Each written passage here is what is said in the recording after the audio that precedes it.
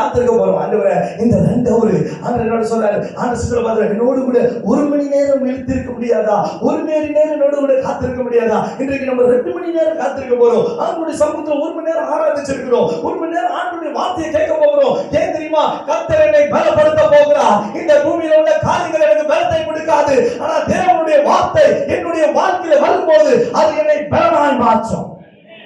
ஆமென் சொல்றீங்க? நம்மள பலமாய் மாற்றுங்க.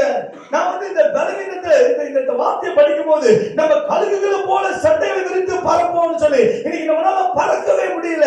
ஆனால் ஆண்டவர் சொல்றாரு, என்னுடைய நேரம் வாழ்க்கையில வரும்பொழுது நீ பறக்கும்படி நான் செய்ய போகிறேன். நீ உயரத்துல பறக்க போகிற, நீ கழுகாகி இருக்க போகிற. இன்னைக்கு உன்னை பார்க்கிறவங்க சில பேர் கோழிய மாதிரி பார்த்துட்டு இருக்கிறான். ஆனா நீ கோழி இல்ல, நீ கழுகுன்னு அவனுக்கு தெரியாது. கர்த்தர் உன்னை பறக்க பண்ணுவான்.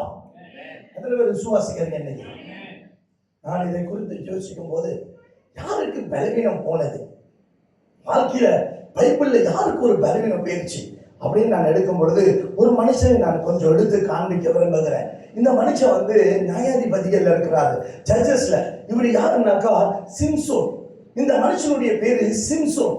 இவரை குறித்து நான் தியானித்து பார்த்தேன். இந்த சம்சோன் வந்து நான் ஏற்கனவே மட்டும் சொல்லியிருக்கிறேன், டிலைலாட்ட லைலான்னு சொன்னா இவர் சின்சாயிலான்னு போயிட்டார்.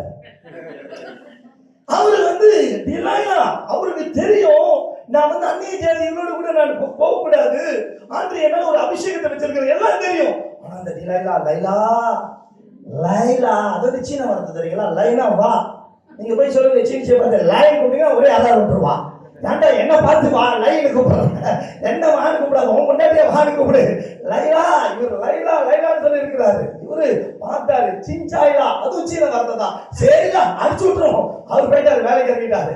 சின்சாயிலான்னு போனதுனால வாழ்க்கையில முடியை இழந்துட்டான். இவன்